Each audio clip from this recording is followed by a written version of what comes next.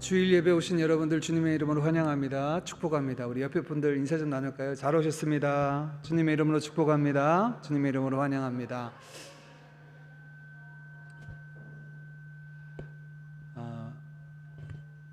성경의 요한복음 4장에 보면 주님께서 예배에 관한 말씀을 하시며 하나님께서 마지막 때에 영과 진리로 예배하는 자를 찾으신다 말씀하셨죠. 오늘 우리가 그 하나님께서 찾으시는 그 예배자 되기를 원합니다. 우리 다 같이 자리에서 일어나셔서 묵도하심으로 주일 예배 하나님 앞에 올려드리겠습니다.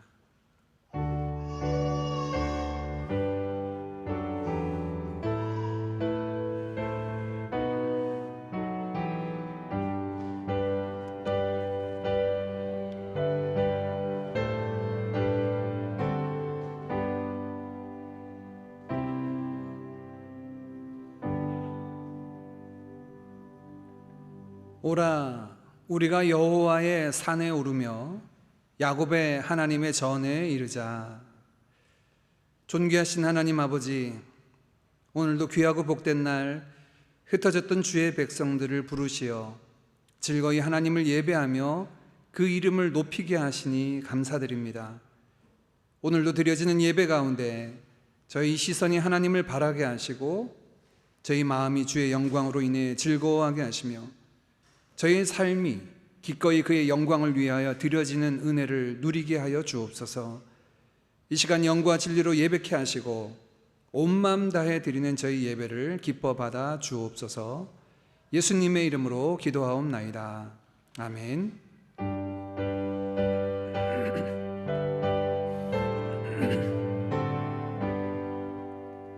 전능왕 오셔서 주 이름 찬송케 하옵소서. 영광과 권능의 성부여 오셔서 우리를 다스려 주옵소서. 강생한 성자여 오셔서 기도를 들으소서. 택하신 백성들 복 내려 주시고 거룩한 마음을 주옵소서. 위로의 주 성령 오셔서 큰 증거 주옵소서. 전능한 주시여 각 사람 마음에서 떠나지 마시고 계십소서. 성삼위일체께 한없는 찬송을 드립니다. 존귀한 주님을 영광 중배옵고 영원히 모시게 하옵소서. 아멘. 아멘. 시편 72편 말씀 함께 교독하겠습니다. 여호와여, 내가 주께 피하오니 내가 영원히 수치를 당하게 하지 마소서.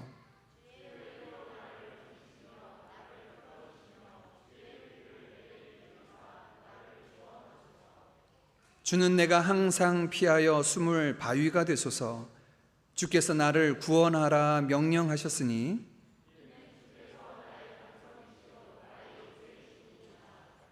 나의 하나님이여, 나를 악인의 손 곧 불의한 자와 흉악한 자의 장중에서 피하게 하소서.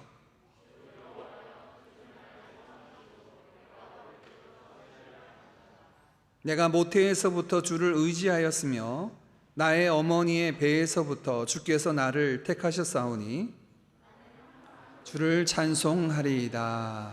아멘. 우리 사도신경으로 우리의 신앙을 고백드립니다. 전능하사 천지를 만드신 하나님 아버지를 내가 믿사오며 그 외아들 우리 주 예수 그리스도를 믿사오니 이는 성령으로 잉태하사 동정녀 마리아에게 나시고 본디오 빌라도에게 고난을 받으사 십자가에 못 박혀 죽으시고 장사한 지 사흘 만에 죽은 자 가운데서 다시 살아나시며 하늘에 오르사 전능하신 하나님 우편에 앉아 계시다가 저리로서 산 자와 죽은 자를 심판하러 오시리라. 성령을 믿사오며 거룩한 공회와 성도가 서로 교통하는 것과 죄를 사하여 주시는 것과 몸이 다시 사는 것과 영원히 사는 것을 믿사옵나이다. 아멘.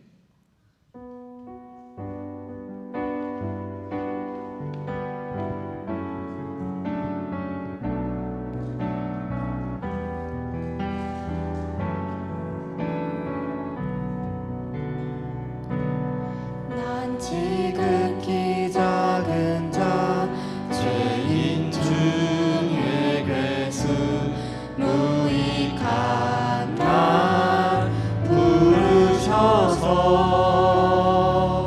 간절한 기대와 소망 부끄럽지 않게 십자가 전개하셨네.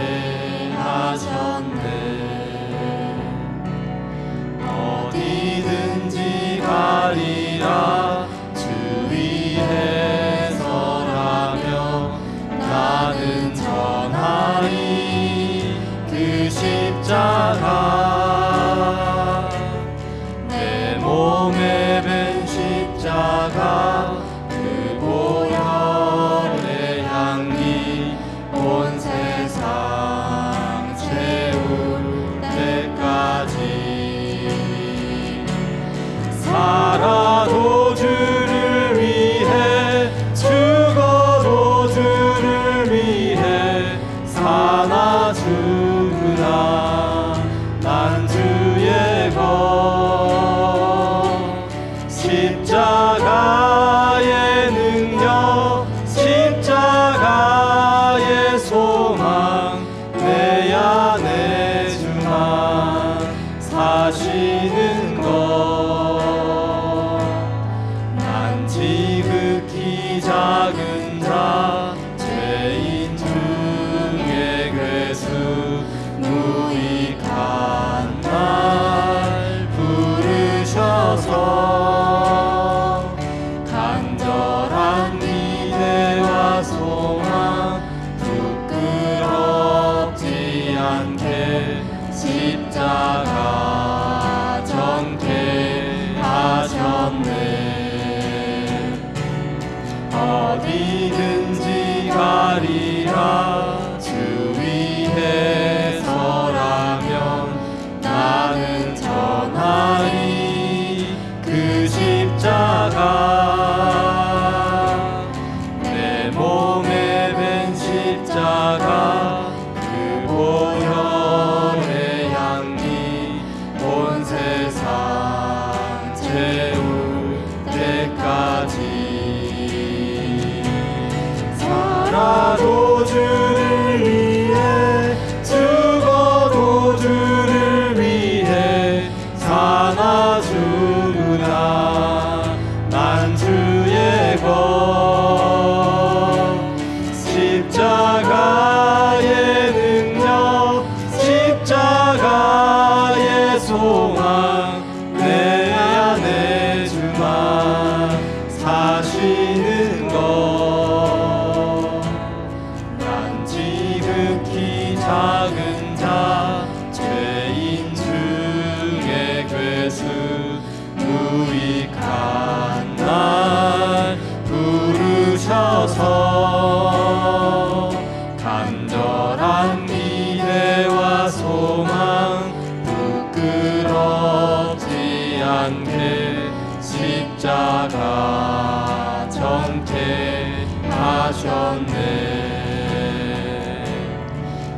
사랑 나의 십자가.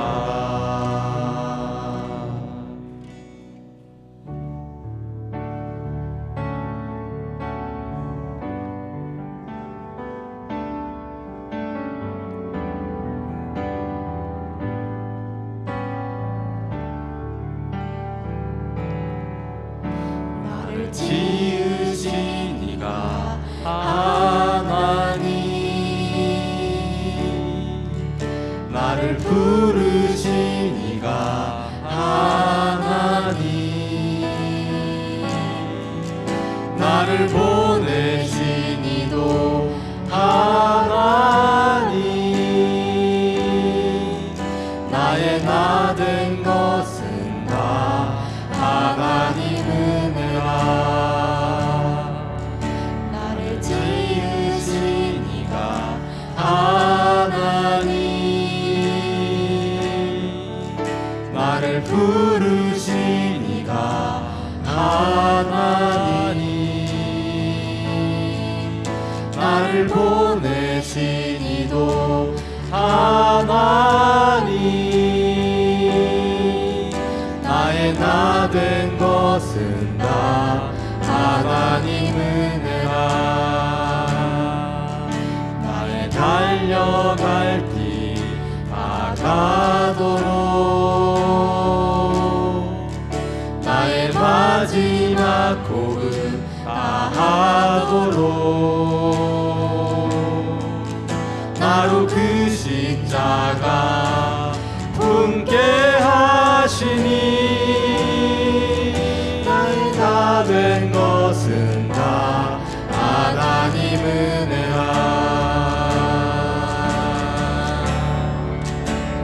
한량없는 은혜, 갚을 길 없는 은혜,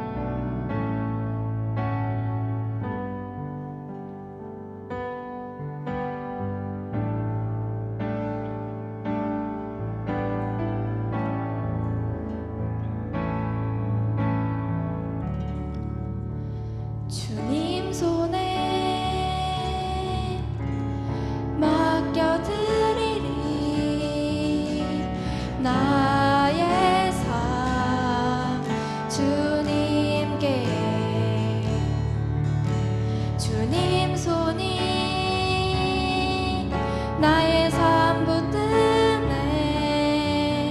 나 주의 것 영원히.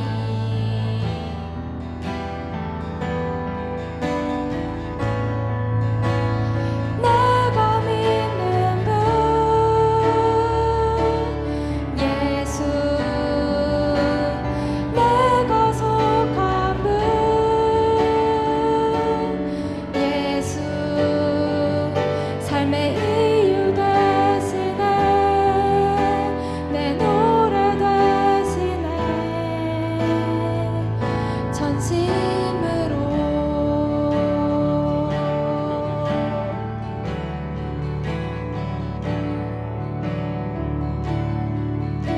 주님 손에 맡겨드리리. 나의 삶 주님께. 주님 손이 나의 삶 붙드네. 나 주의 것 영원히.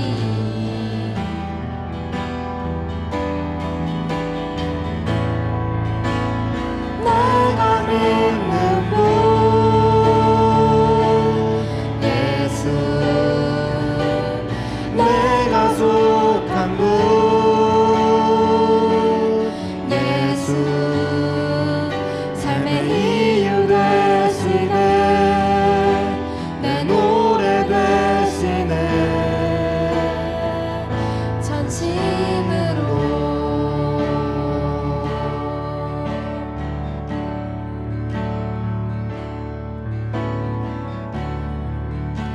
주와 함께 걸어가리라. 모든 길을 주실래. 주 뜻 아래 나 살아가리.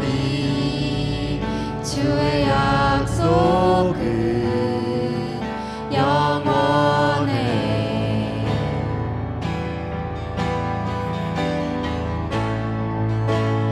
내가 믿는 분 예수, 내가 속한 분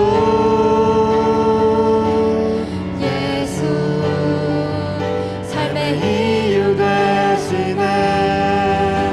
내 노래 되시네. 내가 믿는 분 예수, 내가 속한 분 예수, 삶의 이유 되시네.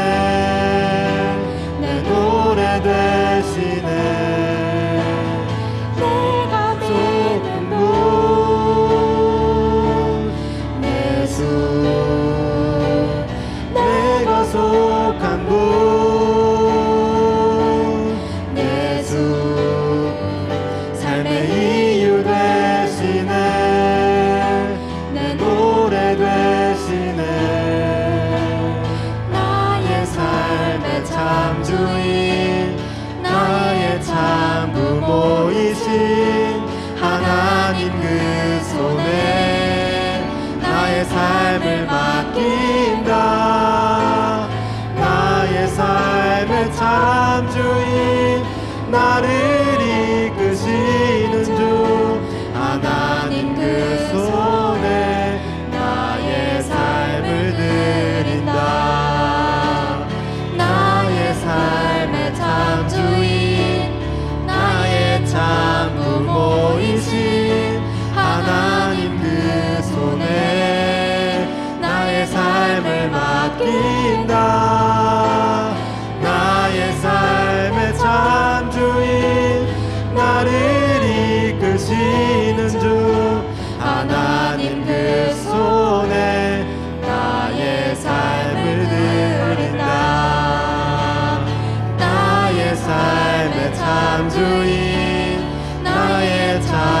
부모이신 하나님 그 손에 나의 삶을 맡긴다. 나의 삶의 참 주인 나를 이끄시는 주 하나님 그 손에 나의 삶을 드린다.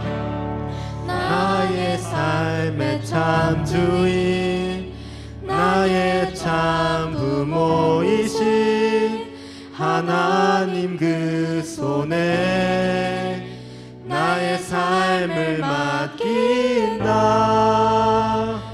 나의 삶의 참 주인 나를 이끄시는 주 하나님 그 손에 나의 삶을 드린다.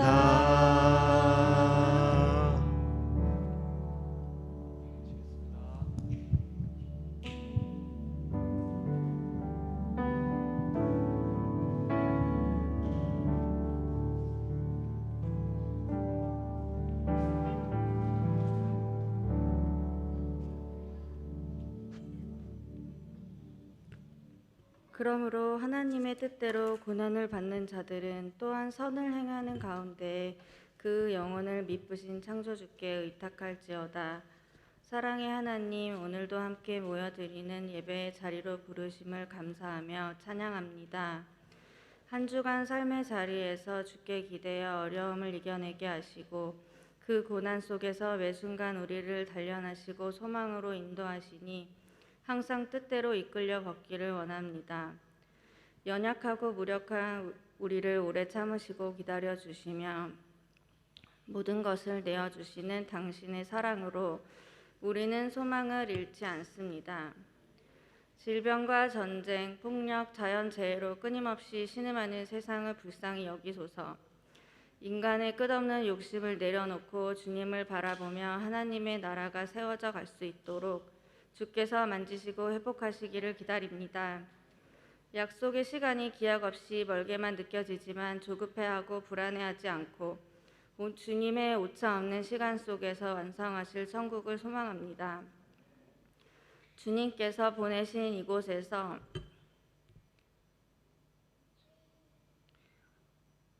지금 이 시간 주님을 만나 이 땅에서의 천국을 살아가게 하여 주세요. 드림 교회를 위해 기도합니다. 주님께서 사랑하시는 우리 교회가 영적으로 부흥하고 뜻하시는 모습대로 만들어져 가기를 소망합니다. 복잡한 세상 속에 얽혀 어려울 때도 있지만 주님께 모든 것 맡깁니다. 드림 교회가 하나님 나라를 세워가는 모퉁이 돌 되게 하소서. 오랜 기간 함께 섬기고 즐거움과 슬픔을 나누었던 이재현 형제, 이소라 자매와 그 가정을 위해 기도합니다. 돌아가는 귀국길이 순적하도록 주께서 동행하여 주세요. 앞으로 새롭게 적응할 환경과 인도될 교회가 주께서 가장 완벽히 준비해 주신 곳임을 믿습니다. 축복하여 주세요. 오늘 예배를 준비한 모든 손길을 축복하여 주시고 섬기는 모든 과정에서 주님을 만나고 은혜를 누리기를 소망합니다. 모자라고 어려운 부분까지 주께서 세심히 채워주심을 믿습니다. 말씀을 전하시는 장성원 목사님을 위해 기도합니다. 영과 육을 건강하게 하시고 사역하시는 모든 과정과 발걸음에 관여하여 주세요. 목마른 양떼를 생명수로 인도하시는 선한 목자와 같이 성도들의 삶에 주님께서 주시는 평화와 기쁨과 사랑이 흘러가는 축복의 통로 되심을 믿습니다. 오늘 이 자리에 함께하여 주시고 성도 하나하나 만나 주소서. 모두의 치유와 회복과 안식을 소원합니다. 예수님의 이름으로 기도드립니다.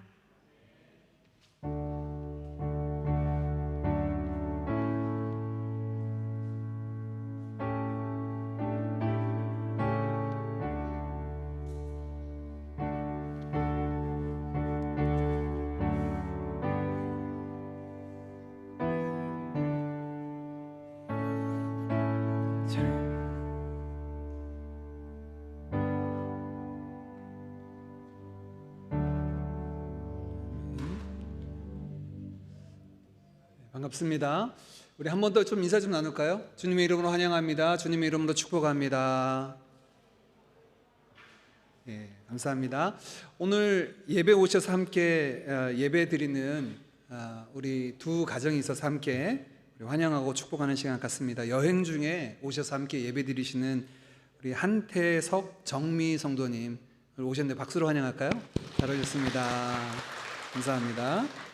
예, 그리고 이제 싱가포르에서 새롭게 삶이 시작된 우리 정의환, 정효정, 또 서진이, 유진이 이렇게 한 가족 오늘 오셔서 같이 예배 드리십니다. 우리 환영의 박수 같이 하겠습니다. 잘 오셨습니다. 환영합니다. 축복합니다. 네, 우리 교회 소식 함께 나누도록 하겠습니다. 계속해서 이제 저희는 주일 예배 외에는 온라인으로 모임이 진행되고요. 우리 모임에 지난 한 주간 우리 첫 주 기도회로 모였는데 온라인이지만 함께 깨어 기도한 귀한 성도님들 감사드립니다. 이어서 이번 주에도 저희가 기도회가 있습니다. 계속 온라인으로만 기도회가 이어지다가 이제 처음으로 코로나 시대를 지나서 이제 현장 기도회 모임으로 시작되는데 루디아 회에서 기도회 모임을 갖습니다. 아이들 방학 기간 동안 우선 매주 목요일 날 오전 10시에 2층 페이스룸에서 저희가 함께 기도회를 갖는데요. 우리 시간 되시는 분들 함께 오셔서 함께 기도해 주시고 기도의 동력자로 세워지기를 간절히 원합니다. 우리 지난주에 이어서 오늘도 좀 아쉬운 소식 전합니다. 우리 이재원 집사님 가정이 이제 이번 주 금요일 새벽인데 목요일 날 밤에 이제 고향을 가시게 되는데요. 또 한국으로 귀국하시게 됩니다. 우리 잠시 나오셔서 같이 인사 좀 나눌까요? 네. 우리 서준이, 서율이 서준아 안 들립니다.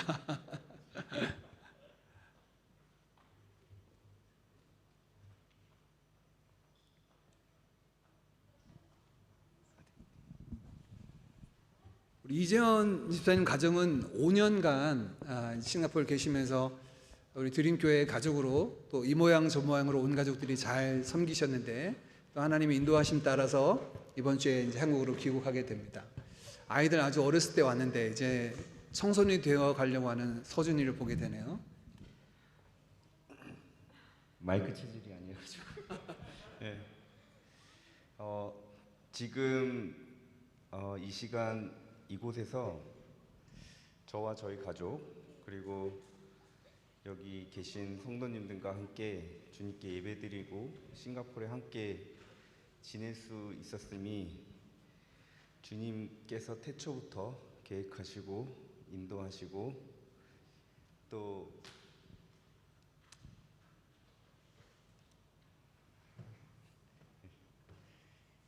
주님께서 은혜로 함께 해주셨음을 고백합니다. 저희 싱가포르에 온 지 5년인데 온 게 엊그제 같은 생각이 들도 너무 빨리 지나간 것 같아요. 그리고 처음 올 때 제가 교회에 이제 저희가 정할 때 좀 큰 교회 가서 평신도로 그냥 묻혀서 지냈으면 좋겠다 생각했는데 드림교회 지나면 같이 생활하면서 여러 모습으로 또 이제 사역도 하고 그래서 개인적으로 신앙 쪽으로도 많이 성숙한 것 같습니다. 이제 저희 가족이 다시 이제 서울 들어가서 새롭게 생활하지만 저희 인생에서 가장 잊을 수 없는 싱가포르의 5년 그리고 우리 아이들의 싱가포르의 5년 또 인생에 다시 올 수 있을까 싶은 이런 코로나 같은 이 시국을 함께 보내고 이겨낼 수 있어서 감사드리고 드림교회 제 2고향 같은 마음으로 항상 기도하겠습니다.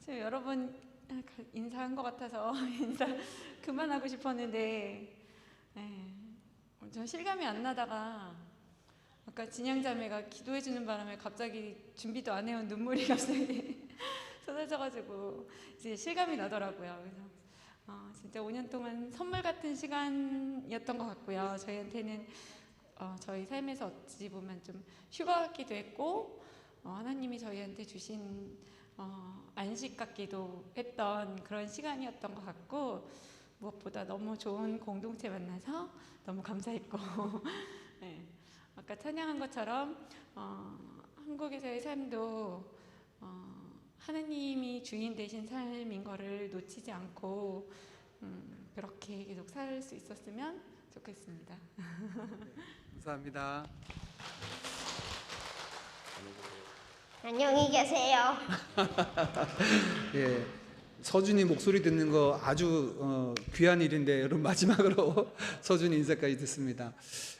우리 계시고 아까 우리 이재현 집사님 말씀하신 것처럼 가족들이 되게 쑥스러워하십니다. 부끄러움 많이 타시고 마이크 체질이 아니다 말씀하시는데, 감사한 것은 지난 5년 동안 제가 부탁드린 것 한 번도 거절하신 적이 없는 가정입니다. 소그룹 인도자를 부탁할 때도 또 어느 때 기도의 자리, 훈련의 자리, 봉사의 자리 두 분이 늘 계셔왔고 귀하게 섬기시다 가시는 모습 너무나 귀하고요. 또 한국에서도 좋은 믿음의 공동체에서 이곳에서처럼 또 하나님을 기쁘게 섬기고 또 예배하는 가정 될 수 있도록 우리 함께 기도해 주시길 원합니다. 이 시간 다 같이 일어나셔서 같이 축복하실까요?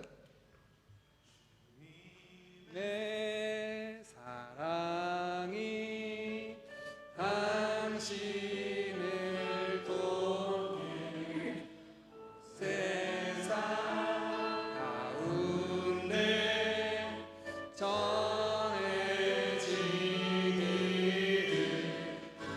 주님은 나무 당신은 가지니 사랑의 열매 맺기 축복해.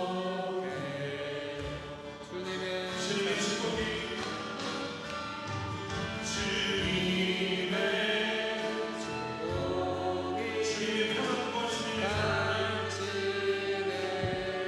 우리 부르신 자리 가운데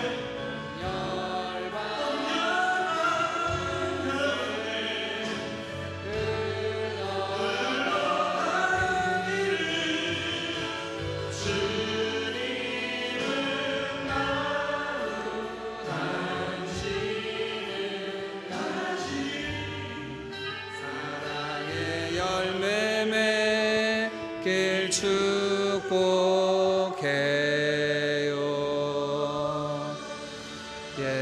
우리 함께 같이 기도하겠습니다. 하나님 아버지 감사합니다. 지난 5년여 기간 동안 우리 이재현 집사님, 이소라 집사님, 서준이, 서율 귀한 가족들 은혜 가운데 지켜주시고 믿음의 공동체에서 함께 기쁨으로 예배하게 하시며 주신 은혜를 따라 섬기고 나누는 귀한 삶 살게 하시다.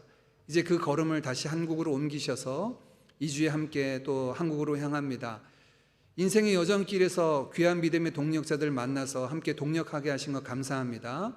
또 다른 여정 속에서도 하나님이 예비하신 복된 만남 있게 하시고 그곳에서도 더욱더 하나님을 높이며 또 하나님의 선한 도구들로 쓰임받는 가정 되게 하여 주시옵소서. 새로운 삶이 출발됩니다. 그 모든 새로운 여정 가운데 하나님을 의지하고 또 하나님께서 이루실 그 일들을 기대함으로 소망 가운데 걸어가는 믿음의 가정 삼아 주옵소서. 감사드리며 예수님의 이름으로 축복하며 기도하옵나이다. 아멘. 우리 박수로 같이 축복하겠습니다. 감사합니다. 자리에 앉아주시고요. 우리 주일학교 친구들은 주일학교 예배로 들어갈까요? 네, 감사합니다. 6월 암송 말씀 이사야 58장 11절 말씀 우리 먼저 같이 읽어보겠습니다. 시작. 여호와가 너를 항상 인도하여 메마른 곳에서도 내 영혼을 만족하게 하며 내 뼈를 견고하게 하리니 너는 물된 동산 같겠고 물이 끊어지지 아니하는 샘 같을 것이라. 이사야 58장 11절 말씀. 아멘. 6월 암송 말씀이 이사야서 58장 말씀입니다. 우리 첫 주 지난주에도 나누었지만 이사야 58장 말씀은 하나님께서 우리에게 이루시는 구원이 어떤 모습으로 이루어질까에 관한 말씀입니다. 우리가 하나님의 구원받은 백성이다라고 할 때 우리의 삶을 한마디로 얘기한다면 58장 11절 처음 말씀처럼 여호와가 너를 항상 인도하여, 하나님이 인도하시는 삶이 우리 신앙의 삶일 줄 믿습니다. 저와 여러분의 삶이 늘 항상 너를 인도하리니 라고 말씀하신 이 말씀을 경험하는 삶 되기를 원합니다. 하나님이 인도하신 삶은 어떻습니까? 우리의 영혼을 만족하게 하며 우리의 뼈를 견고하게 하겠다라고 말씀하시는 이 삶이 우리의 마음에 만족을 주시고 우리의 삶을 견고하게 하시는 은혜로 경험되어지는 우리 모든 드림 가족들 되시기를 주님의 이름으로 축복합니다. 우리 함께 암송해 볼까요? 시작. 여호와가 너를 항상 인도하여 메마른 곳에서도 내 영혼을 만족하게 하며 내 뼈를 견고하게 하리니 너는 물된 동산 같겠고 물이 끊어지지 아니하는 샘 같을 것이라. 이사야 58장 11절 말씀. 아멘. 오늘 함께 나눌 말씀 봉독합니다. 빌립보서 1장 27절에서 30절 말씀입니다. 우리 27절에서 30절 짧은 말씀이기 때문에 한 목소리로 같이 읽겠습니다. 시작. 오직 너희는 그리스도의 복음에 합당하게 생활하라. 이는 내가 너희에게 가보나 떠나 있으나 너희가 한 마음으로 서서 한 뜻으로 복음의 신앙을 위하여 협력하는 것과 무슨 일에든지 대적하는 자들 때문에 두려워하지 아니하는 이 일을 듣고자 함이라. 이것이 그들에게는 멸망의 증거요 너희에게는 구원의 증거니 이는 하나님께로부터 난 것이라. 그리스도를 위하여 너희에게 은혜를 주신 것은 다만 그를 믿을 뿐 아니라 또한 그를 위하여 고난도 받게 하려 하심이라. 너희에게도 그와 같은 싸움이 있으니 너희가 내 안에서 본 바요 이제도 내 안에서 듣는 바니라. 아멘. 인생을 살아가면서 우리가 우리 자신에게 던져야 될 꼭 중요한 질문 두 가지가 있습니다. 첫째는 나는 왜 살아가는가 하는 것에 대한 질문입니다. 왜 사는가 라는 이 질문은 우리가 살아가는 삶의 이유와 목적을 확인하게 하는 질문이죠. 하루하루 1년 1년 살아가면서 우리의 삶의 이유와 목적이 어디 있는가 하는 것들을 살피는 것은 삶을 살아갈 때 너무나 중요합니다. 두 번째 우리 인생을 살펴보는 질문이 있다면 나는 어떻게 살아가야 하는가라는 질문입니다. 어떻게 살아가야 하는가라고 하는 이 질문은 삶의 방식에 대한 내용이죠. 우리가 인생을 살아갈 때 어떤 방법으로 어떤 길로 살아가야 하는가라는 내용을 우리 자신을 돌아보고 삶을 걸어갈 때 자신에게 던지는 것은 너무나 중요합니다. 우리가 2주 전에 빌립보서 1장 말씀 바로 앞절의 말씀을 살폈는데요, 바울의 간증이다라는 제목으로 살펴보았습니다. 예수, 예수, 예수. 이 세 가지 명제로 바울은 자신의 삶을 이야기했는데 바울은 그 간증으로 저와 여러분에게 빌립보 교인들에게 이렇게 얘기합니다. 나는 왜 사냐면 바로 예수로 삽니다. 내가 사는 것은 그리스도니라고 그는 표현하고 있습니다. 바울이 살아가는 이유는 바로 예수로 살아간다라고 고백하는데 빌립보서 1장 20절 말씀은 이렇게 이야기합니다. 우리 1장 20절 말씀 같이 읽어볼까요? 시작. 나의 간절한 기대와 소망을 따라 아무 일에든지 부끄러워하지 아니하고 지금도 전과 같이 온전히 담대하여 살든지 죽든지 내 몸에서 그리스도가 존귀하게 되게 하려 하나니. 바울 선생님, 당신은 왜 사십니까? 왜 그러한 삶을 사십니까? 라고 질문할 때 그는 이렇게 대답합니다. 나는 내 몸에서 내가 살든지 죽든지 그리스도가 존귀하게 되기를 원합니다. 이것이 내가 살아가는 이유입니다. 라고 대답을 합니다.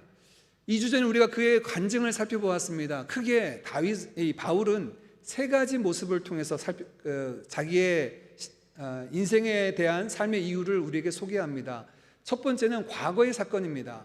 과거에 그가 약 5년 동안 사로잡힘을 받고 감옥에 계속 좀 불공정한 재판 중에 있는 모습을 바울은 그렇게 얘기합니다. 내가 다른 사람들의 핍박과 억울한 일을 당해서 이렇게 고통을 받는다라고 하지 않고 내가 예수 그리스도의 복음을 위하여 매임을 당했다. 나는 비록 매임 받았지만 예수 그리스도의 복음은 매이지 않고 더욱더 왕성하게 증거되고 있다라고 이렇게 해석을 합니다. 그의 과거의 삶을 해석하는 기준도 예수였습니다. 지금 그의 현재의 삶을 해석하는 것도 그는 예수였습니다. 소문이 들려지기를 바울을 시기하고 바울의 마음을 어렵게 하고자 시기하고자 복음을 전하는 자들이 있다라는 소식이 바울에게 들려집니다. 그런데 바울은 이야기하기를 기쁜 마음으로 선한 마음으로 복음을 전하든 나를 시기하고 나를 힘들게 하려고 복음을 전하든 어찌하든 간에 예수의 복음이 증거되니 나는 기뻐하고 또 기뻐할 것이다 라고 이야기합니다. 그가 현재를 살아가는 기준도 예수의 복음이 증거되고 나뉘어질 수 있다면 나는 기뻐할 수 있습니다. 예수가 그의 삶의 이유와 목적이었습니다. 그리고 이후에 그의 삶의 바람, 소망이 있다면 살든지 죽든지 내 삶을 통하여 예수의 이름이 존귀, 높임받기를 원합니다 라는 것이 그의 소망이었습니다.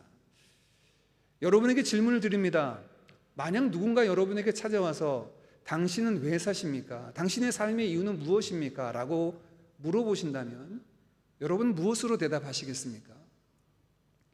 삶의 이유와 목적, 내가 살아가는 이유가 무엇인가 라고 하는 것은 가만히 보면 우리의 삶의 가치관과 굉장히 밀접하게 연관이 있습니다. 여러분이 살아가면서 무엇을 가치 있게 여기는가, 이게 가치관인데요, 그 가치관을 향하여서 우리가 달려가게 되죠. 어떤 분들은 삶을 살아가면서 자녀들을 굉장히 가치 있게 여겨서 자녀들의 삶을 바라보고 살아가는 분들도 계시고, 어떤 분들은 물질을 가치 있게 여겨서 그 물질을 향하여서 달려가는 분도 있고, 또 명예를 쫓아가는 사람도 있습니다. 가치 있게 여기는 것을 향하여서 삶의 이유와 목적으로 삼는 경우가 있는데, 여러분, 저와 여러분의 삶에 있어서 가치 있는 것을 한번 좀 살펴봤으면 좋겠습니다. 과연 우리 인생에 무엇이 가치 있을까? 근데 바울이 이야기를 들어보면 바울은 그렇게 얘기합니다. 바울의 형편을 보면 과거 그의 삶은 가져보지 못한 것이 없을 정도였습니다. 그는 로마의 시민권자였어요. 날 때부터 로마 시민권자였고요, 그가 열심으로는 바리새인 중에 바리새인이었고, 혈통으로 보면 그는 베냐민 지파라고 얘기합니다. 학벌도 좋았습니다. 가말리엘의 문화에서 그는 수학을 했던 사람입니다. 그리고 젊은 그가 사내들인 공회원으로서 그 사내들인의 공회원의 그 전권을 가지고 예수 믿는 사람을 핍박하기 위해서 달려나갔던 사람이죠. 굉장히 잘 나갔던 사람입니다. 그런데 그가 빌립보서, 우리가 뒤에 살펴보겠지만 3장 8절 말씀을 이렇게 이야기합니다. 내가 이전에 귀하게 여겼던 것, 자랑했던 많은 것들인데 예수 그리스도를 만나고 나니 예수 그리스도를 아는 것이 가장 고상하여서 이전에 내가 자랑하고 의지하고 가치 있게 여겼던 것들을 다 배설물로 여기게 되었다라고 이렇게 얘기합니다. 바울은 예수님을 만난 이후에 그의 고백이 뭐냐면, 예전에 내가 이것이 가치 있다, 이것이 의미 있다고 생각했는데 예수님보다 더 가치 있고 예수님보다 더 중요한 것이 없다라고 고백하는데, 이것이 사도 바울만의 고백이어야 합니까? 예수 믿는 저와 여러분은 과연 우리의 인생 가운데 무엇을 가치 있게 여기고 우리의 삶이 지금 움직여지고 있습니까? 바울은 고린도전서 2장 2절에 그의 신앙 고백을 이렇게 이야기합니다. 고린도 교회를 향하여 이렇게 고백하는데요, 내가 너희 중에서 예수 그리스도와 그가 십자가에 못 박히신 것 외에는 아무것도 알지 아니하기로 작정하였다. 그는 성도들과 함께 나누며 이렇게 이야기합니다. 내가 너희 중에 있는데 예수 그리스도와 그가 십자가에 못 박힌 것 외에는 아무것도 알지 않기로 작정하였다. 이 얘기는 무슨 이야기입니까? 빌립보서 3장 8절에 말하는 것처럼 내 주 예수 그리스도를 아는 것이 가장 고상하다라고 이야기하는 것처럼 그의 인생에 있어서 예수 그리스도보다 가치 있고 귀한 것이 없다는 고백입니다. 오늘날 우리가 그리스도인으로 살아가면서 우리의 삶이 경건한 거룩한 자의 삶을 살아가지 못하는 가장 근본적인 이유가 있다면 저는 여기에 있다고 봅니다. 그리스도인들이 어디에 가치를 두고 살아가야 합니까? 저와 여러분 그리스도인이라고 불려지는 자들입니다. 그리스도의 것이라고, 그리스도에게 속한 자들이라고 이야기하고 있는데 우리는 삶의 가치들을 다른 곳에 계속 두는 것 같아요. 이것이 우리의 경건을, 우리의 영성을 떨어뜨리는 근본적인 이유입니다. 다시 한번 질문을 드립니다. 누군가 여러분에게 다가와서, 아니 여러분의 자녀들이 여러분에게 다가와서 엄마, 아빠는 왜 사세요? 살아가는 이유가 무엇입니까? 라고 진지하게 묻는다면 여러분 무엇으로 대답하시겠습니까? 바울은 자신 있게 내가 살아가는 이유는 예수다라고 대답을 했습니다.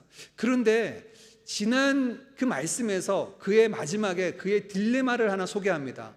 내 삶에 있어서 가장 중요한 것은 예수인데 나에게 딜레마가 하나 있다. 그건 뭐냐면 내가 예수님을 기뻐하고 즐거워 좋아해서 내 개인적인 유익을 보면 빨리 이 세상을 떠나서 예수님께로 가는 것이 내게 유익인데, 또 교회와 복음을 들어야 될 사람들의 유익을 보면 자기가 이 땅에서 살아가면서 그들에게 복음을 전하고 말씀을 나누어서 그들을 굳게 하는 것이 또 유익이에요.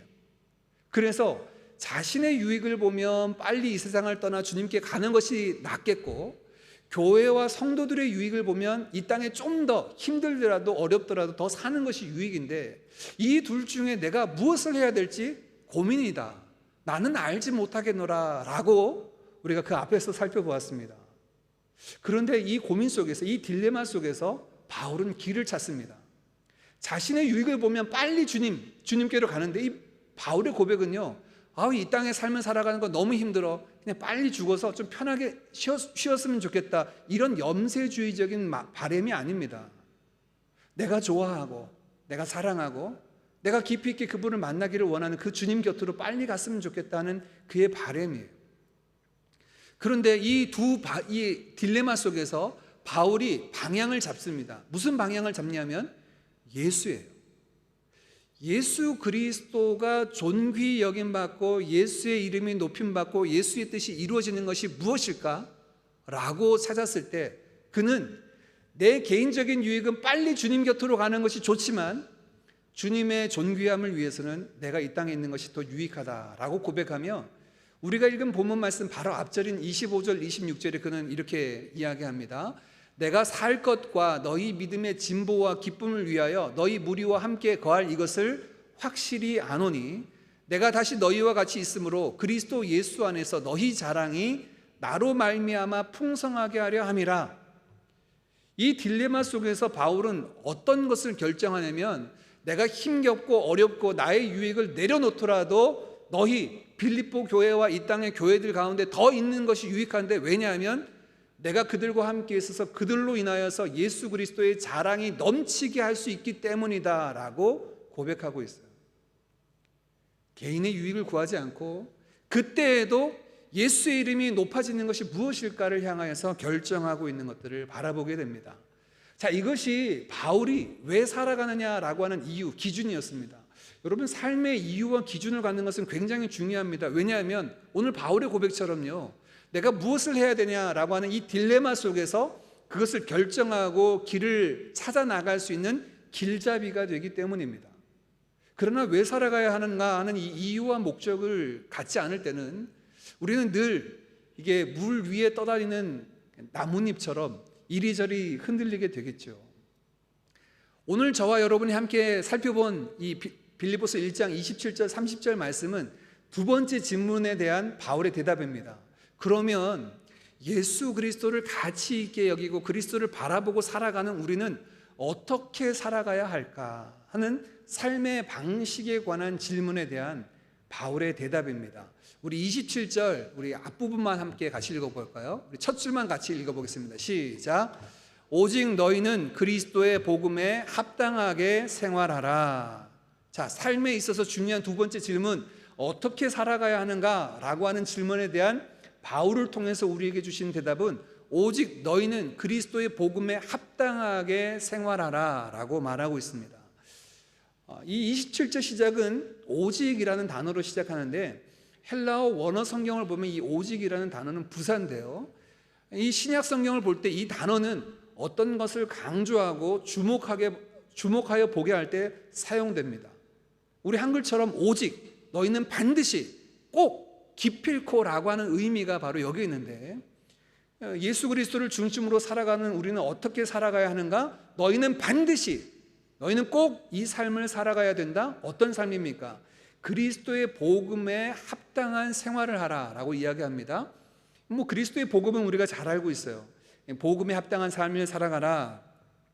여기서 합당하다라고 하는 단어를 제가 원어 성경을 살펴보니 합당하다는 말은 꼭 맞다라는 말입니다. 꼭 들어맞다, 또 합당하다, 잘 어울린다라는 말인데, 그리스도의 복음에 꼭 맞는 생활을 하라.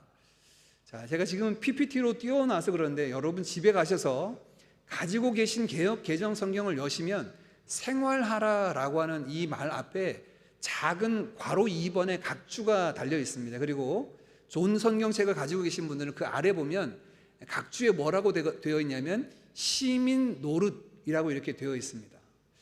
헬라어 원어에는 생활하라는 의미보다는 시민 노릇이라는 단어로 되어 있어요. 다시 얘기하면 원어적으로 풀이한다면 이렇습니다.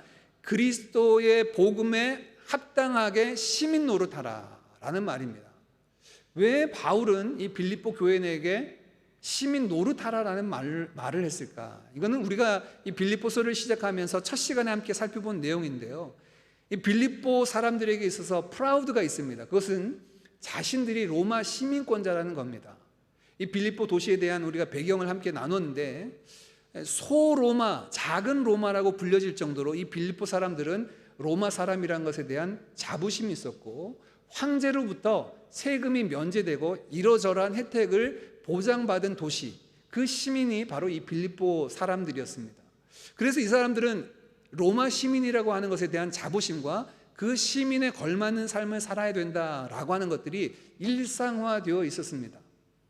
첫 시간에 함께 여러분과 살펴봤듯이 사도행전 16장에 보면 바울이 소아시아, 지금 터키 지역에서 넘어가서 이 마게도니아, 유럽 지역에서 가장 먼저 복음을 전했던 도시가 이 빌립보 도시인데 가서 복음을 전하다가 귀신 들린 여자아이를 쫓아냈던 이 사건으로 말미암아 기소를 받습니다. 그래서 구속을 당해서 감옥에 갇히는데요. 매를 맞고 감옥에 갇히는데 그때 바울을 고소했던 죄목이 있다면 뭐냐면 이 사람은 로마 시민인 우리가 받아들일 수 없는 것을 전한다. 로마 시민들로서 우리가 합당하게 살지 못하게 한다라는 것이 바울을 고소하는 내용이었고 이 고소를 받고 이 군인들이 바울을 잡아서 매를 때리고 바울과 실라를 빌립보 감옥에 가두지 않습니까? 이 빌립보에서 바울이 고소당한 내용이 바로 이겁니다. 로마 시민으로서 듣지 못할 이야기, 따르지 못할 이야기를 전하는 사람이다라고 하는 것이 고소의 이유였습니다. 그 정도로 빌립보 사람들은 시민권에 대한 자부심이 있었어요. 자, 그런데 지금 바울은 이렇게 얘기합니다. 너희들 어떻게 살아야 돼? 라고 질문할 때 너희는 그리스도의 복음에 합당하게 시민 노릇해야 돼. 너희는 빌립보에 살아가지만 로마 시민으로 살지 동일하게 이 땅에서 살지만 하늘나라 시민으로 살아가야 돼 라고 지금 이야기를 하는 겁니다. 우리가 우리의 정체성을 가지는 것은 너무나 중요합니다. 내 신분이 무엇이냐에 따라서 우리의 삶의 방식이 정해지고 바뀌어지기 때문이죠. 예수 그리스도, 그리스도인이라고 하는 것은 우리의 시민권이, 우리의 신분이 바로 하나님의 자녀, 하나님 나라의 백성이 있다라고 하는 것들을 고백하는 것입니다. 바울은 이 빌립보 교회 더 넘어서 저와 여러분에게 당신들은 하늘나라 시민으로 살아가십시오 라고 우리의 삶의 방식을 이야기합니다. 바울 서신 13권을 보면 이런 표현이 한 4군데, 5군데 등장합니다. 복음에 합당하게 생활하라 라는 말이 로마서 16장, 갈라디아서, 골로새서, 빌립보서 이런 말씀에 4-5번 등장하는데요. 그 중에 가장 이 말씀을 자세하게 풀이한 구절이 골로새서 1장 말씀입니다. 골로새서 1장 10절에서 12절은 복음에 합당한 삶을 이렇게 길게 설명합니다. 주께 합당하게 행하여 범사에 기쁘시게 하고 모든 선한 일에 열매를 맺게 하시며 하나님을 아는 것에 자라게 하시고 그의 영광의 힘을 따라 모든 능력으로 능하게 하시며 기쁨으로 모든 견딤과 오래 참음에 이르게 하시고 우리로 하여금 빛 가운데서 성도의 기업의 부분을 얻기에 합당하게 하신 아버지께 감사하게 하시기를 원하노라. 아주 길게 아마 바울이 썼던 표현 중에는 가장 복음에 합당한 삶이 무엇인가를 소개하는 구절인 것 같습니다. 근데 오늘 저와 여러분이 살펴보는 이 빌립보서에서는 딱 2가지만 이야기합니다. 복음에 합당한 삶이 무엇인가? 이 복음에 합당한 삶에 관한 내용들을 이야기하며 우리 아까 살펴봤던 27절 말씀에 내가 너희에게 가보나 떠나 있으나 너희는 동일하게 살아가야 되는데 이후에 하반절 말씀에 보면 한 마음으로 서서 한 뜻으로 복음의 신앙의 협력자가 되라 라고 이야기합니다. 한 마음 한 뜻 복음의 협력자가 되라 라는 말을 첫 번째 하늘나라 시민권자로 이 땅에 살아가는 삶의 방식으로 소개합니다. 마음 뜻, 협력, 이 단어는 다른 표현으로 얘기했지만 보통 이제 성경에서 같은 표현을 달리해서 3번 반복한다는 것은 굉장히 강조한다는 뜻이거든요. 한 마음, 한 뜻, 하나로 협력한다. 지금 하나됨을 이야기하고 있습니다. 자, 저 보시겠어요? 복음을 따라서 합당하게 살아가는 삶의 첫 번째 명제, 하나됨을 이루라는 겁니다. 한 마음을 이루고 한 뜻을 이루고 복음의 신앙에 협력하는 하나가 되라라고 이야기합니다. 복음과 하나됨이 무슨 연관이 있을까요? 무슨 상관이 있을까요? 상관이 있습니다. 왜냐하면 복음의 성격이 하나됨에 있습니다. 예수 그리스도의 복음이 무엇입니까? 죄로 인하여 하나님과 원수되었던, 하나님과 영 떨어졌던 우리를 예수 그리스도의 복음으로 하나 되게 하셨잖아요. 그래서 예수 그리스도를 화목 제물이 되게 하셨다라고 성경은 말합니다. 하나님과 죄인된 우리를 하나 되게 하실 뿐만 아니고요, 복음은 유대인이냐 이방인이냐 하는 구분도 없애버렸습니다. 더 이상 육체의 할례를 가지고 내가 하나님의 백성이다 할 수가 없어요. 왜냐하면 유대인이나 이방인이나 상관없이 할례, 육신의 할례가 있는 자나 없는 자나 상관없이 예수 그리스도 안에서 한 세 사람을 이루어서 성령의 전으로 지어져 가게 하시는 분이 예수 그리스도, 그의 복음입니다.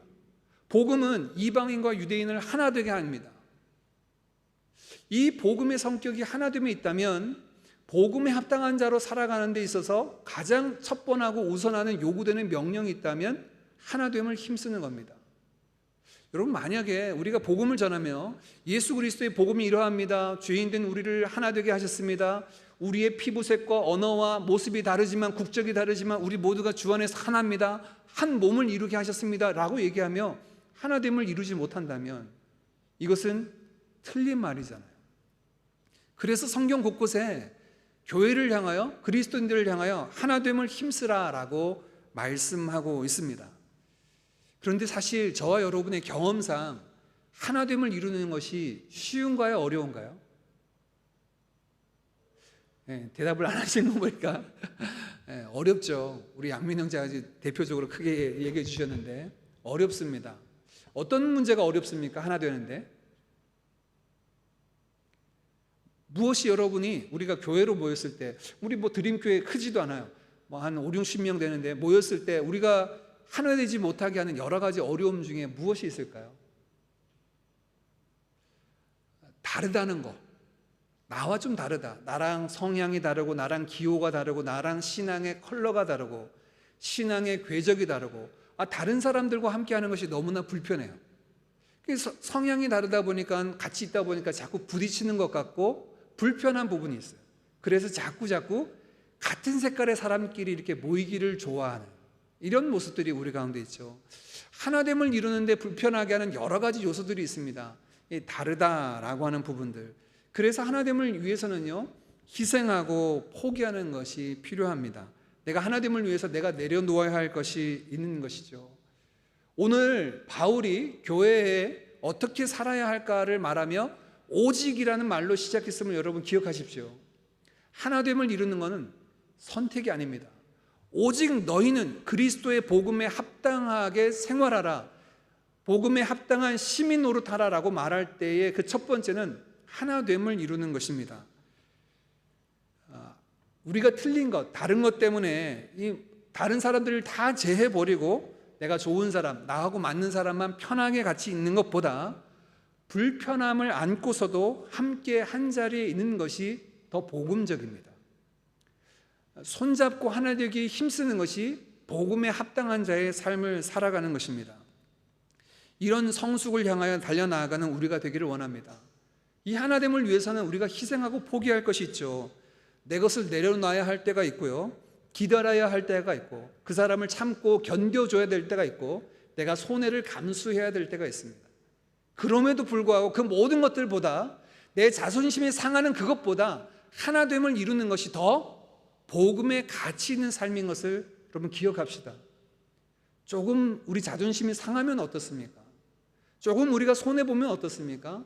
조금 내 안에 불편함이 있으면 어떻습니까? 아롱다롱 다른 색깔들을 같이 있게 하셔서 하모니를 이루어서 하나님 나라 이루게 하시는 그 하나됨이 그것보다 더 중요함을 우리가 기억하기를 원합니다.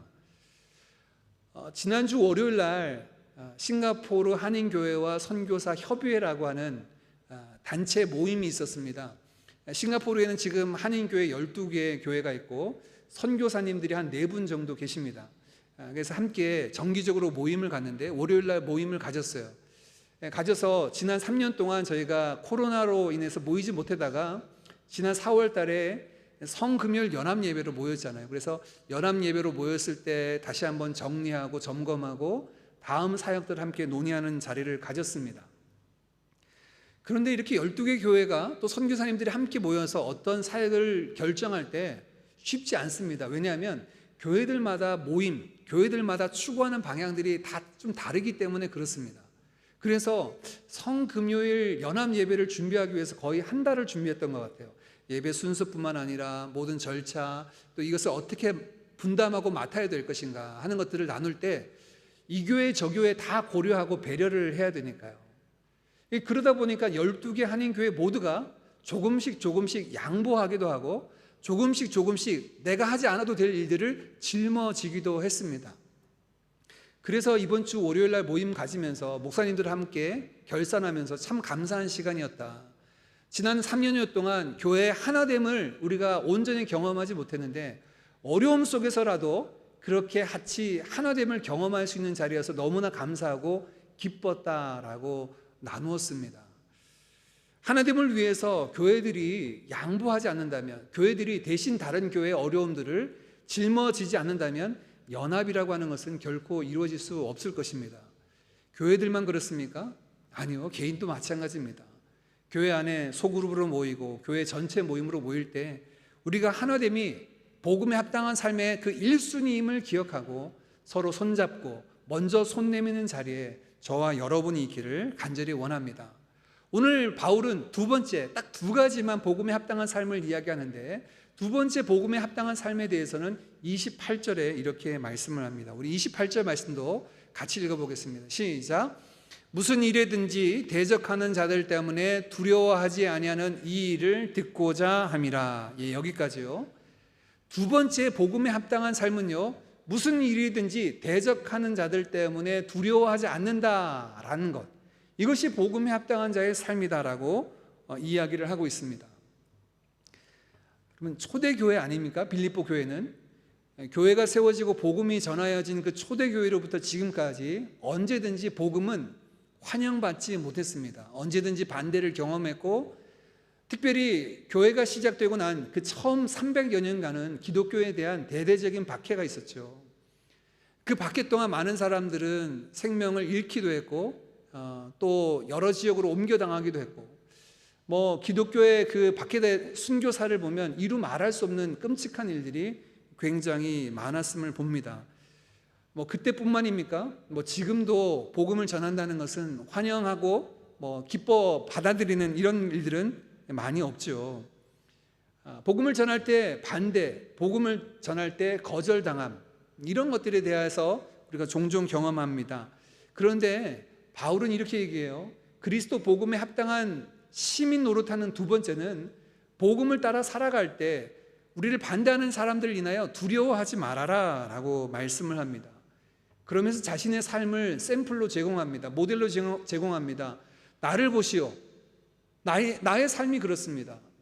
바울이 만일 자신이 거절당할 것, 반대할 것, 자신이 돌을 던짐을 당하고 매질을 당하는 것에 대해서 두려워하고 그것에 대해서 걱정하고 염려했다면 복음 증거의 삶을 살아갈 수 있었을까요?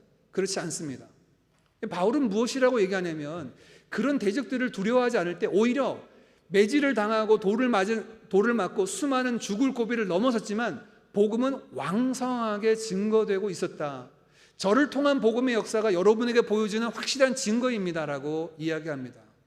비록 지금 당장은 거절당하는 것 같아요. 지금 당장은 우리를 대적하는 것 같습니다. 그러나 복음을 따라 살아가는 저와 여러분의 삶은 결코 생명의 역사를 멈추지 않고 이 땅에 하나님 나라를 이루어가는 도구가 될 줄 믿습니다. 이것이 바울이 이야기하는 바입니다. 복음을 부끄러워하지 아니하고 복음을 두려워하지 말아라 라고 하는 것입니다. 우리가 어제 매일 성경 말씀을 가지고 이제 사무엘상 말씀을 묵상했는데 사무엘상 21장을 묵상했죠. 사무엘상 21장에 보면 다윗이 이제 사울을 피하여서 블레셋 가드라는 동네로 그 나라로 옮겨가는 내용을 담겨져 있습니다. 사울을 두려워하여서 옮겨가는데 어제 본문에는 2번이나 다윗이 거짓말하는 모습이 등장합니다. 노비라는 제사장들 성막이 있는 곳에 가서 대제사장 아히멜렉에게 자신이 지금 사울 왕이 명령한 비밀 그 명령을 수행하고 있는 중이다.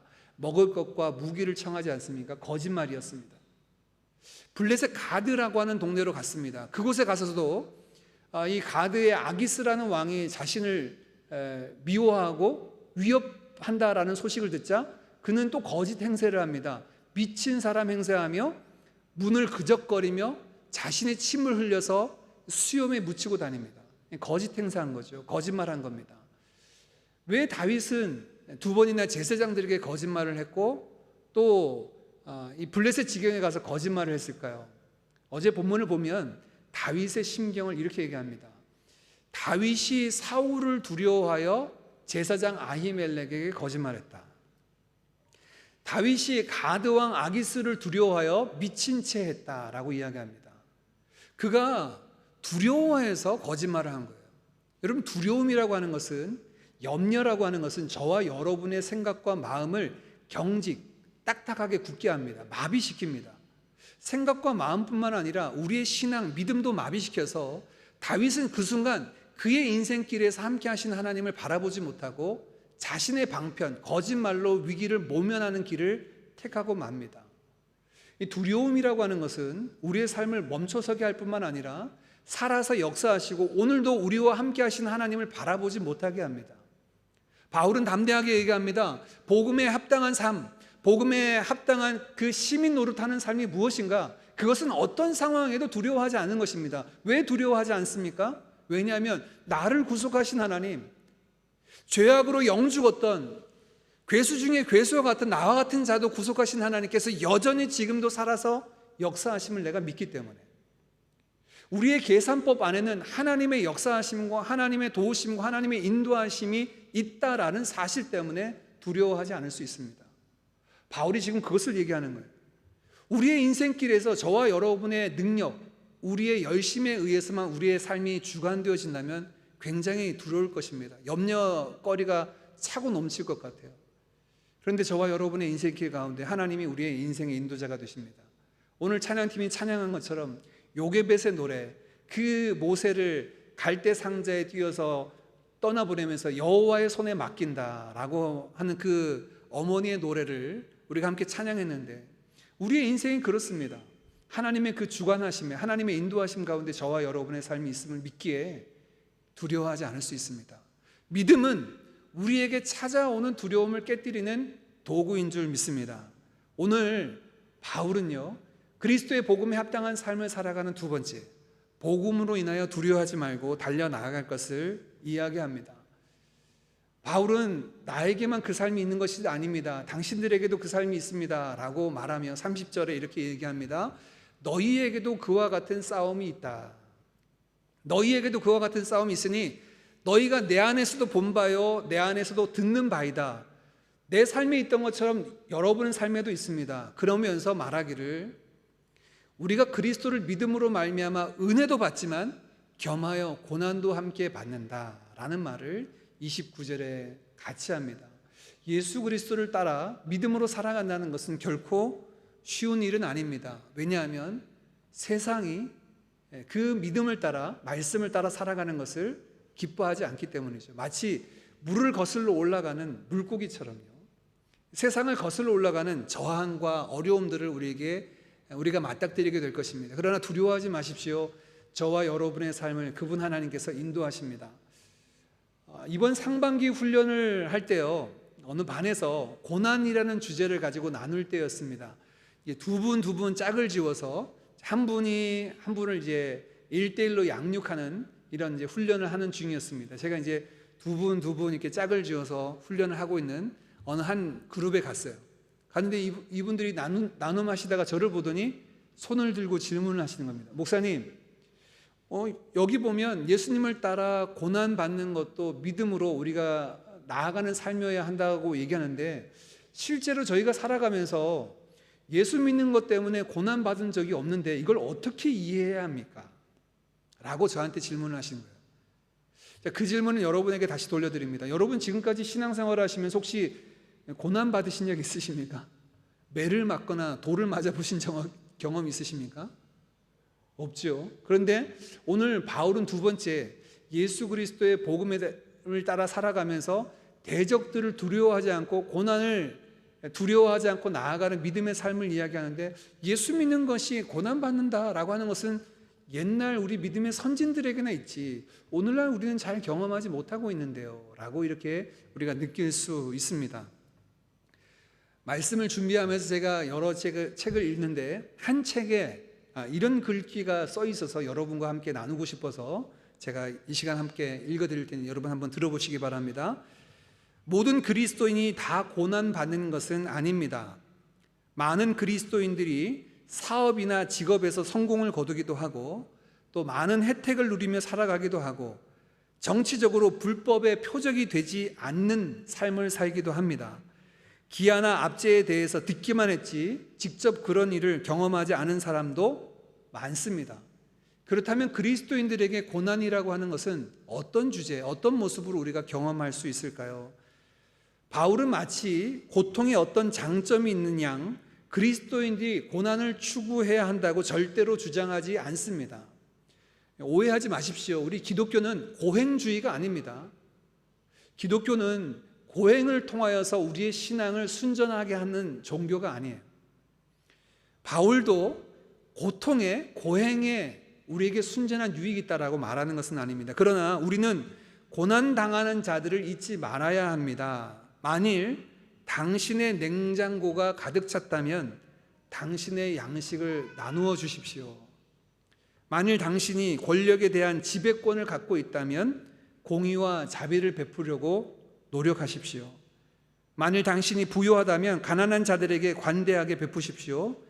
여러분의 삶이 안락하다면 다른 누군가의 고통을 기꺼이 나누어 주십시오. 그렇게 함으로 여러분들이 그리스도의 십자가 고난에 참여하여 복음이 참되다는 사실을 드러내십시오. 우리의 삶에 직접적인 고난이 다가오지 않는다. 그래서 나와 고난이라는 단어는 거리가 멀다라고 그냥 단순히 질병에 걸리고 여러 가지 외부적인 어려움 이것이 아니라 이 고난이라는 주제는 저와 여러분 개인뿐만 아니라 우리 사회가 안고 있고 죄로 인하여 신음하는 곳곳에 있는 문제입니다.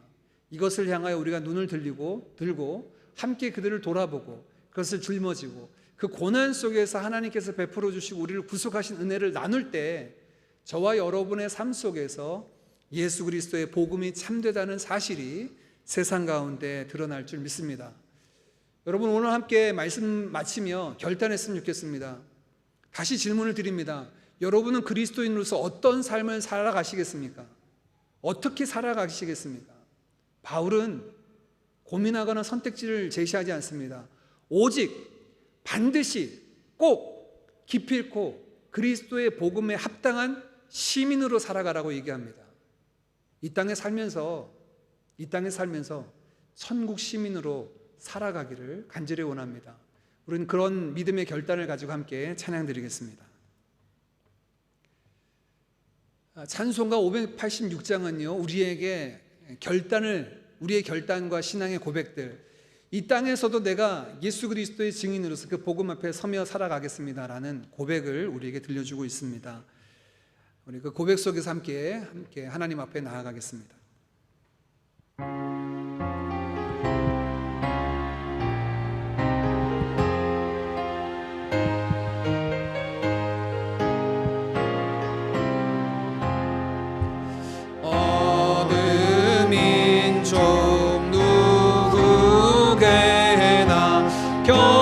결단할 때 있나니 참과 거짓 싸울 때에 어느 편에 설 건가 주가 주신 새 목표가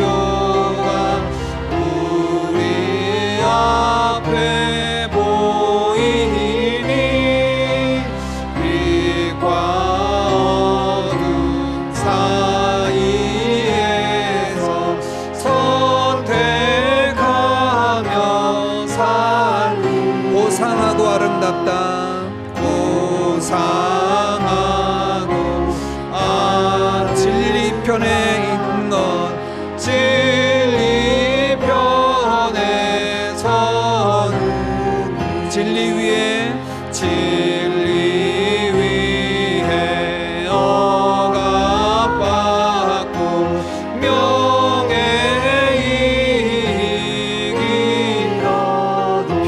자 물러나지만 비겁한 자, 용감한 자는 굳세게 나아갑니다. 용감한 자 굳세게, 낙심한 자 돌아오는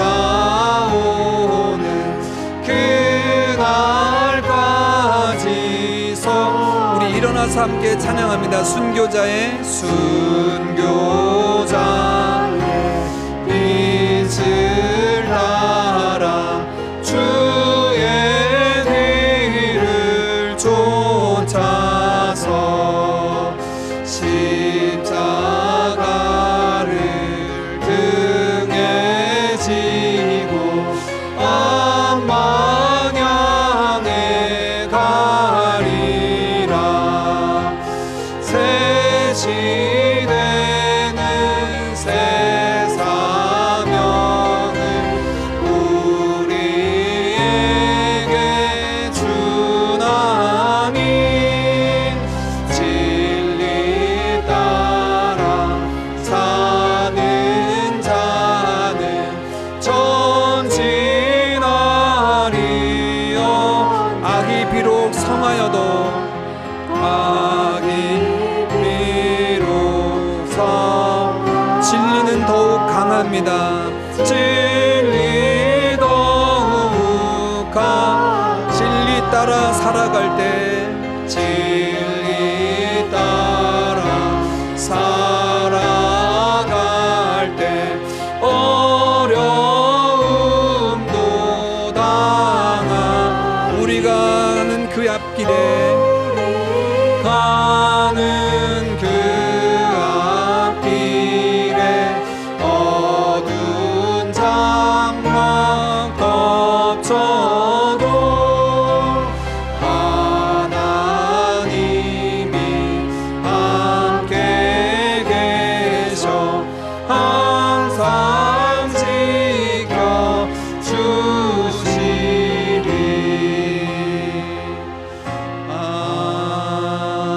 아멘. 기도하겠습니다. 하나님 아버지, 참으로 감사합니다. 우리를 예수 그리스도 안에서 하나님의 자녀 삼아주시고 이 땅에서 살지만 하늘 시민권자로 살아가도록 은혜 베풀어 주시니 감사합니다. 그런즉 예수 그리스도 안에 있는 자는 새로운 피조물이니 이전 것은 지나갔다 새 것이 되었다 하신 말씀대로 이제 새로운 피조물 된 하나님의 백성 된 저희들이 이 땅 가운데 하늘 시민으로 살아가는 은혜를 누리게 하여 주옵소서. 하나님, 이 세대를 본받지 아니하고 마음을 새롭게 함으로 변화를 받아 하나님의 선하시고 기뻐하시고 온전한 뜻을 쫓아 행할 때 오늘 주신 말씀처럼 하나됨을 힘써 이루며 복음을 따라 살아갈 때 주저함 없이 두려움 없이 담대히 나아가는 우리 모든 드림 가족들 되게 하여 주옵소서. 오늘 예배 가운데 하나님의 백성됨을 감사하며 올려드리는 모든 예물을 주님 기뻐 받아주시고 드려지는 손길이 더욱더 복되어서 저들의 삶이 많은 이들에게 나누어주고 베풀어주는 삶, 하나님의 은혜와 축복의 통로로 쓰임 받는 삶이 되게 하여 주옵소서. 지금은 우리 주 예수 그리스도의 크신 은혜와 하나님 아버지의 한량없는 사랑하심과 성령의 교통하심이 주 예수의 복음을 인생의 목적으로 하고 하나님 나라 시민으로 이 땅 가운데 합당하게 살아가기를 소망하는 사랑하는 모든 드림 가족들과 흩어져 있는 자녀들 위해 하나님 나라 시민으로 살아가는 모든 선교지 위에 지금으로부터 영원토록 함께 있을지어다. 아멘.